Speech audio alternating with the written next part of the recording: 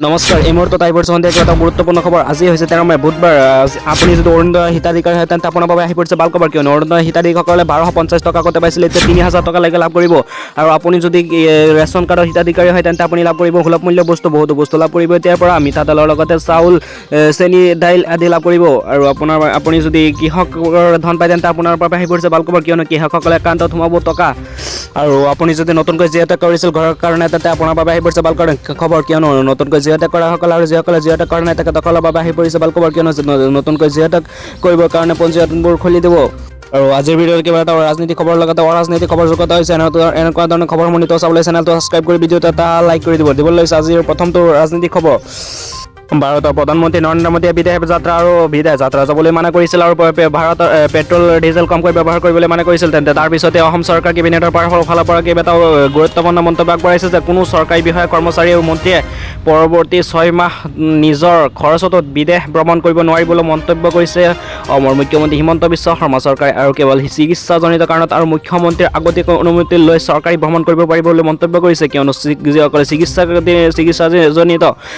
চিকিৎসাজনিত কাৰণত যাব পাৰিব আৰু তথাপিও চৰকাৰৰ অনুমতি লৈহে যাব পাৰিব বুলি মন্তব্য কৰিছে। 6 মাহৰ বাবে চৰকাৰী বিষয়া, কৰ্মচাৰী বিদেশ ভ্ৰমণ কৰিব নোৱাৰিব বুলি মন্তব্য কৰিছে। আৰু কোনো মন্ত্ৰীয়ে 6 মাহলৈ কৰিব নোৱাৰিব বিদেশ ভ্ৰমণ, কোনো মন্ত্ৰীয়েও কৰিব নোৱাৰিব 6 মাহলৈকে বিদেশ ভ্ৰমণ। মুখ্যমন্ত্ৰী আগতীয়াকৈ অনুমতি সপক্ষেহে বিদেশলৈ যাব পাৰিব, মুখ্যমন্ত্ৰীৰ পৰা অনুমতি লৈহে যাব পাৰিব। আৰু যিসকলে চিৰিয়াছ চিকিৎসাধীন হৈ আছে তেখেতসকলে মুখ্যমন্ত্ৰীৰ অনুমতি লৈহে তাৰপিছত বিদেশ যাব পাৰিব বুলি মন্তব্য কৰিছে মুখ্যমন্ত্ৰী হিমন্ত বিশ্ব শৰ্মাই। দিবলৈ চান এটা ৰাজনৈতিক খবৰ। ডাবল ইঞ্জিন 3.0 15 লাখ PMY ঘৰ দিব বুলি মন্তব্য কৰিছে। দ্বিতীয়টো হৈছে মিছন বাংলাদেশীসকলৰ বিৰুদ্ধে হ'ব মিছন আৰম্ভ হৈ যাব। চাহ শ্ৰমিকৰ মজুৰি বৃদ্ধি কৰিব। চাহ শ্ৰমিকৰ মজুৰি 500 টকালৈকে বৃদ্ধি কৰিব আৰু 10 লাখ যুৱক যুৱতীক 5 লাখকৈ আৰ্থিক সাহায্য আগবঢ়াব। PMAY অৰ্থাৎ প্ৰধানমন্ত্ৰী আৱাস যোজনা 15 লাখ ঘৰ দিব। আৰু মিছন বাংলাদেশীৰ বিৰুদ্ধে সৰব হৈ পৰিছে অসমৰ মুখ্যমন্ত্ৰী হিমন্ত বিশ্ব শৰ্মাই। দিবলৈ লৈছে আন এটা গুৰুত্বপূৰ্ণ খবৰ। UGC কি থাকিব? অসমৰ মুখ্যমন্ত্ৰী হিমন্ত বিশ্ব শৰ্মাই UGC এক আনিব, অৰ্থাৎ UGC আইন আনিব। ছোৱালীসকলৰ বাবে সম্পত্তিৰ অধিকাৰ আহি পৰিছে। ছোৱালীসকলে সম্পত্তি লাভ কৰিব আৰু বিবাহৰ ন্যূনতম বয়স দিব। লিভিং ৰিলেশ্যনশ্বিপ, পলিগেমি, বহুবিবাহ নিষিদ্ধ কৰিব। বহুবিবাহ অৰ্থাৎ বাল্য বিবাহ, পলিগেমি বিবাহ নিষিদ্ধ কৰিব হিমন্ত বিশ্ব শৰ্মাই। আনিছে কেইবাটাও আইন। নতুন মন্ত্ৰী পুৰণি গাড়ী, নতুন মন্ত্ৰীয়ে নাপাব নতুন গাড়ী, কিয়নো প্ৰধানমন্ত্ৰী নৰেন্দ্ৰ মোদীয়ে ইলেক্ট্ৰিক বাহন ব্যৱহাৰ কৰিবলৈ কৈছে, কিয়নো পেট্ৰল ডিজেল হ্ৰাস কৰিবলৈ কৈছে, পেট্ৰল ডিজেল কমকৈ ব্যৱহাৰ কৰিবলৈ কৈছে। পূৰ্বতকৈ সৰু কৰা হ'ব মন্ত্ৰীৰ কৰ্মই। অহা 6 মাহত কোনো নতুন গাড়ী ক্ৰয় নকৰে চৰকাৰে। অসমৰ চৰকাৰে কেবিনেটত সিদ্ধান্ত গ্ৰহণ কৰিছে যে অহা 6 মাহত কোনো নতুন গাড়ী ক্ৰয় নকৰে, কোনো মন্ত্ৰীয়ে নাপাব নতুন গাড়ী। পূৰ্বতকৈ সৰু কৰা হ'ব অসমৰ মন্ত্ৰীৰ কৰ্মই। প্ৰধানমন্ত্ৰী নৰেন্দ্ৰ মোদীৰ পিছতে অসমৰ মুখ্যমন্ত্ৰী হিমন্ত বিশ্ব শৰ্মাই কেবিনেটত এনেধৰণৰ সিদ্ধান্ত গ্ৰহণ কৰিছে যে 6 মাহত কোনো নতুন গাড়ী ক্ৰয় নকৰে আৰু নতুন গাড়ী নিদিয়ে মন্ত্ৰীসকলক। দিবলৈ চান এটা গুৰুত্বপূৰ্ণ খবৰ। প্ৰধানমন্ত্ৰী নৰেন্দ্ৰ মোদীক তীব্ৰভাৱে গৰিহণা জনাইছে ভাৰতৰ বিৰোধী দলপতি ৰাহুল গান্ধীয়ে কৈছে যে প্ৰধানমন্ত্ৰী ইয়াৰ উপদেশ নহয়, প্ৰধানমন্ত্ৰীৰ ব্যৰ্থতা। বিয়া বাৰুত এবছৰলৈ সোণৰ ব্যৱহাৰ এৰাই চলা, খোৱা তেলৰ ব্যৱহাৰ কমকৈ কৰা, অৰ্থাৎ খাৰুৱা তেলৰ ব্যৱহাৰো কমকৈ কৰা, ইয়া হৈছে প্ৰধানমন্ত্ৰীৰ দুৰ্বলতা, ইয়া উপদেশ নহয় বুলি মন্তব্য কৰিছে বিৰোধী দলপতি ৰাহুল গান্ধীয়ে এনেদৰে কৈছে যে বিয়া বাৰুত এবছৰলৈ সোণৰ ব্যৱহাৰ এৰাই চলা, খোৱা তেলৰ ব্যৱহাৰ কমকৈ কৰা, খাৰুৱা তেলৰ ব্যৱহাৰ কমাবলৈ অৰ্থসমৰ ব্যৱস্থা কৰিবলৈ ক'বৰ বাবে প্ৰধানমন্ত্ৰী বাধ্য পৰিস্থিতি হৈছে, কিয়নো চম্ভালতেও দেশ চলোৱাতেও ব্যৰ্থ হৈ পৰিছে। দেশ চম্ভালত তেখেতে পৰিস্থিতি চম্ভালতেও ব্যৰ্থ হৈছে, এনেধৰণৰ মন্তব্য কৰিছে বিৰোধী দলপতি ভাৰতীয় জাতীয় কংগ্ৰেছৰ বিৰোধী দলপতি ৰাহুল গান্ধীয়ে প্ৰধানমন্ত্ৰী নৰেন্দ্ৰ মোদীৰ বিৰুদ্ধে সৰব হৈ পৰিছে, কিয়নো প্ৰধানমন্ত্ৰীয়ে দেশ চম্ভালতেও ব্যৰ্থ হৈছে বুলি। দিবলৈ লৈছে আন এটা গুৰুত্বপূৰ্ণ খবৰ। নীট অৰ্থাৎ মেডিকেল এণ্ট্ৰেন্সৰ পেপাৰখন লিক হোৱাৰ পিছতে মেডিকেল এণ্ট্ৰেন্সৰ পৰীক্ষাটো লিক হোৱাৰ পিছতে এতিয়া নতুনকৈ পৰীক্ষাটো হোৱাৰ বাবে সৰব হৈ পৰিছে অৰবিন্দ কেজৰিৱালে কৈছে যে 2014 চনৰ পৰা 2026লৈকে দেশত 93খন পেপাৰ লিক হৈছে। 93খন প্ৰশ্নকাকত লিক হৈছে। সৰ্বাধিক পেপাৰ লিক হৈছে উত্তৰ প্ৰদেশত, উত্তৰাখণ্ড, ৰাজস্থানত আৰু গুজৰাটত। এই কেইখন ৰাজ্যত বিজেপি চৰকাৰ আছে। ডাবল ইঞ্জিন, ট্ৰিপল ইঞ্জিন চৰকাৰত হৈছে পেপাৰ লিক। শেহতীয়াকৈ নীটৰ পেপাৰ লিকৰ কেন্দ্ৰ বিজেপি। সাহিত্য ৰাজস্থানৰ বুলি বাতৰি ওলাইছে।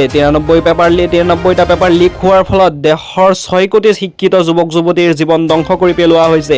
এনেধৰণৰ মন্তব্য কৰিছে অৰবিন্দ কেজৰিৱালে। অৰবিন্দ কেজৰিৱালে সৰব হৈ পৰিছে। দিব লৈছে আন এটা গুৰুত্বপূৰ্ণ খবৰ। আপুনি যদি নতুনকৈ জিঅ'টেক কৰিছিল তেন্তে আপোনাৰ বাবে আহি পৰিছে সুখবৰ, আৰু আপুনি যদি জিঅ'টেক কৰা নাই তথাপিও আপোনাৰ বাবে আহি পৰিছে সুখবৰ, কিয়নো অসমৰ মুখ্যমন্ত্ৰী হিমন্ত বিশ্ব শৰ্মাই শপত গ্ৰহণ কৰাৰ পিছতেই সিদ্ধান্ত লৈছে যে 15 লাখ ঘৰ প্ৰধানমন্ত্ৰী আৱাস যোজনা ঘৰটো এৰিব। যিসকলে জিঅ'টেক কৰিছিল তেওঁলোকে শীঘ্ৰেই ঘৰটো লাভ কৰিব, শীঘ্ৰেই প্ৰথম কিস্তিটো লাভ কৰিব তেখেতসকলে, আৰু যিসকলে কৰা নাই তেখেতসকলৰ বাবে এতিয়া সুবিধা আছে। তেখেতসকলে নতুনকৈ জিঅ'টেক কৰাৰ বাবে আহি পৰিব সুবিধা, তেখেতসকলে নতুনকৈ কৰিব পাৰিব জিঅ'টেক।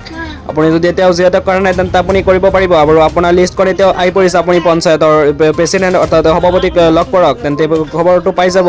দিবলৈ চান এটা পলিটিকেল খবৰ। দুৰ্নীতিৰ ক্ষেত্ৰত শূন্য সহনশীল অসমৰ মুখ্যমন্ত্ৰী থালাপতি বিজয়ে শপত গ্ৰহণ কৰাৰ পাছতেই 25 কোটি টকাৰ কেলেংকাৰী অভিযোগত গ্ৰেপ্তাৰ নিজ দলৰেই নেতা। নিজ দলৰ নেতাসকলক 25 কোটি টকাৰ কেলেংকাৰী কৰিছিল, তাৰ পিছতে গ্ৰেপ্তাৰ কৰিছে নিজৰ দলৰ নেতাসকলেই। আৰু বিজেপিৰ গিৰ গাই কেলেংকাৰী আৰু চিণ্ডিকেট অভিযুক্ত বিজেপি নেতাৰ বিৰুদ্ধে এনে কঠোৰ ব্যৱস্থা ল'বলৈ সাহস হ'বনে হিমন্ত বিশ্ব শৰ্মাই প্ৰশ্ন কৰিছে। বিজয় থালাপতি কিয়নো নিজৰ দলৰেই নেতাসকলক 25 কোটি টকাৰ কেলেংকাৰী অভিযোগ আছিল, তাৰপিছতে তেখেতসকলক গ্ৰেপ্তাৰ কৰাৰ কথা উত্থাপিত হৈছে। 25 কোটি টকাৰ কেলেংকাৰী আছিল, তাৰপিছতে গ্ৰেপ্তাৰ কৰিছে। আৰু অন্যথা অসমৰ গিৰ গাই কেলেংকাৰী আৰু চিণ্ডিকেটৰ অভিযুক্ত বিজেপি নেতাৰ বিৰুদ্ধে এনে কঠোৰ ব্যৱস্থা ল'ব পাৰিব নেকি মুখ্যমন্ত্ৰী হিমন্ত বিশ্ব শৰ্মাই, এনেধৰণৰ প্ৰশ্ন সুধিছে। দিবলৈ লৈছে আন এটা গুৰুত্বপূৰ্ণ খবৰ। ইন্ধন ৰাহি কৰাৰ উদ্দেশ্যে প্ৰধানমন্ত্ৰীৰ বিশেষ পদক্ষেপ, কিয়নো সুৰক্ষাৰ দায়িত্বত থকা SBGক কনভয় হ্ৰাসৰ নিৰ্দেশ প্ৰধানমন্ত্ৰীয়ে। কনভয়ত থকা গাড়ীৰ সংখ্যা 50% কমাই দিয়া নিৰ্দেশ। 50% কমাই দিছে প্ৰধানমন্ত্ৰীগৰাকীয়ে। অধিক পৰিমাণে বৈদ্যুতিক বাহনবোৰ অন্তৰ্ভুক্ত কৰিবলৈ নিৰ্দেশনা জনাইছে প্ৰধানমন্ত্ৰীগৰাকীয়ে। প্ৰধানমন্ত্ৰীগৰাকীয়ে কৈছিল যে ইন্ধনবোৰ হ্ৰাস কৰিবলৈ, অৰ্থাৎ ইন্ধনবোৰ কমকৈ ব্যৱহাৰ কৰি ইন্ধনবোৰ হ্ৰাস কৰিবৰ কাৰণে মন্তব্য কৰিছিল প্ৰধানমন্ত্ৰীগৰাকীয়ে। তাৰপিছত প্ৰধানমন্ত্ৰীগৰাকী ইলেক্ট্ৰিক বাহনত, অৰ্থাৎ বৈদ্যুতিক বাহনত তেখেতে চলি আছে, অৰ্থাৎ তেখেতে ভ্ৰমণ কৰি আছে ইলেক্ট্ৰিক বাহন আদি, আৰু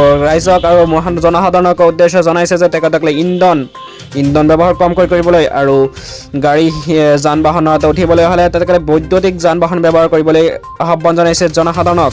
দিবলৈ চান এটা গুৰুত্বপূৰ্ণ খবৰ। আপুনি যে অৰুণোদয় হিতাধিকাৰী তেন্তে আপোনাৰ বাবে আহি পৰিছে ভাল খবৰ, কিয়নো অৰুণোদয় হিতাধিকাৰীসকলে এতিয়া লাভ কৰিব 3,000 টকা। আগতে 1250 টকা পাইছিল, এতিয়া 3,000 টকালৈকে বৃদ্ধি কৰিছে। শপত গ্ৰহণৰ পিছতে মুখ্যমন্ত্ৰী হিমন্ত বিশ্ব শৰ্মাই ডাঙৰ মন্তব্য কৰিছে যে অৰুণোদয় হিতাধিকাৰীসকলে এতিয়াৰ পৰা লাভ কৰিব 3,000কৈ টকা। আপুনি এতিয়াই গৈ বেংকত চেক কৰক, কিয়নো 10 তাৰিখে সোমাই অৰুণোদয়ৰ টকা। আপুনি এতিয়াও যদি পোৱা নাই বেংকত গৈ চেক কৰক, কিয়নো এতিয়া সোমাই গৈছে অৰুণোদয়ৰ 3,000কৈ টকা। আগতে 1250 টকা পাইছিল, এতিয়াৰ পৰা আপুনি 3,000 টকা লাভ কৰিব অৰুণোদয়ৰ।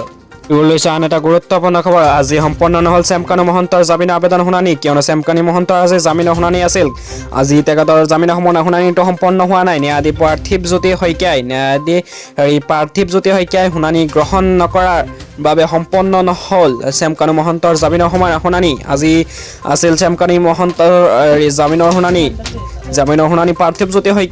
ন্যায়াধীশ পাৰ্থিৱ জ্যোতি শইকীয়াই শুনানি গ্ৰহণ নকৰাৰ বাবে সম্পন্ন হোৱা নাই চেমকানু মহন্তৰ জামিনৰ শুনানি আজি আছিল।